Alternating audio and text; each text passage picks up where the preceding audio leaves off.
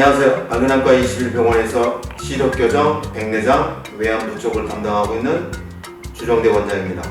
오늘은 여름철에는 어떤 질환이 주로 발생하는지 살펴보시고요. 여름철 안질환을 예방하는 방법도 한번 알아보겠습니다. 안녕하세요. 구독자 벌근입니다. 물놀이를 다녀왔는데 눈이 충혈되고 따끔거립니다. 눈병일까요?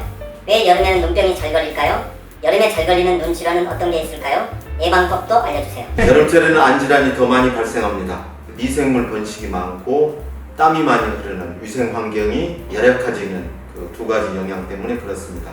그리고 또 덥기 때문에 물놀이들을 많이 가시게 되겠죠. 또 물놀이를 가시다 보면 물과 접촉하는 과정에서 여러 가지 오염도가 증가되면서 세균이나 바이러스 감염이 많아지기 때문입니다.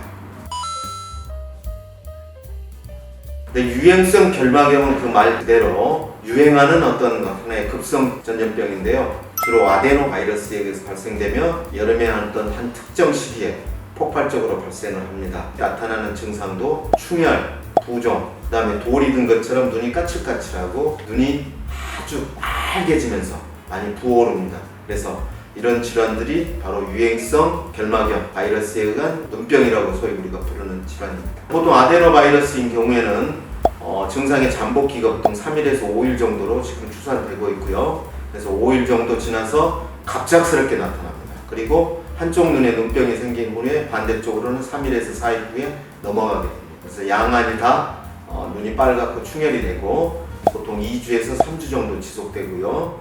합병증이 생기는 경우에는 한 달 이상 지속되는 경우도 있습니다.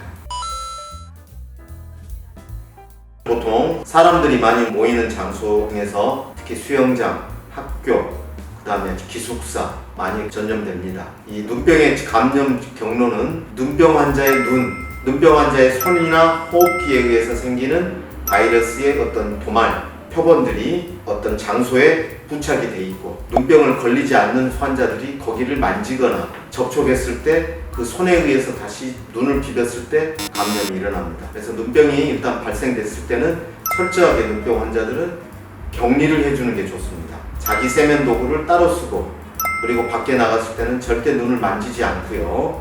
여름철 같은 경우에는 수영장이라든지 계곡이라든지 그런 경우에서는 물을 매개체로 한 바이러스가 물을 따라서 이동을 많이 하고 물을 따라서 전염 경로를 많이 가지기 때문에 또 그리고 많은 사람들이 모여있기 때문에 폭발적으로 감염이 일어날 수 있습니다. 수영장을 갈 때는 철저하게 조심을 해야 됩니다. 물 안에 들어갈 때는 수경을 쓰고 들어간다는 것. 그리고 흐르는 물에 자기 수경이라든지 눈 주변 물을 세척을 해주시는 겁니다.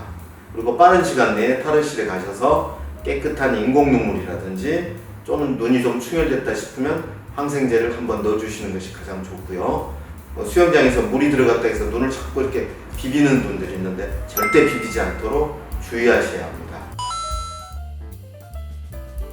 치료는 대중적인 치료가 대부분 이루어집니다. 유행성 결막염은 증상이 나타나게 되면 빨리 병원에 오시는 게 좋습니다.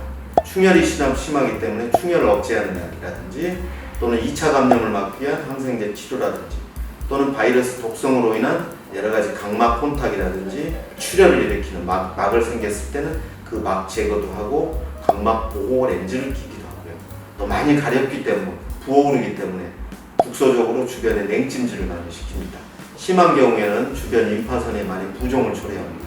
그래서 임파선에 심한 통증이나 부종이 있을 때는 소염제 계통도 그러니까 저희들이 주사를 주거나 먹는 약으로 처방해 드리기도 합니다. 합병증이 아주 많이 발생하는 경우에는 시력감퇴가 나타나기 때문에 특히 학동기의 어린이들은 한 3-4일 간격으로 병원에 오셔서 바이러스성 각막염, 특히 눈병, 유행성 결막염 치료 과정을 꼼꼼하게 마무리하셔야 합니다. 이 영상이 도움이 되셔서 이번 여름 안전하고 즐거운 여름 되시기를 바라겠습니다.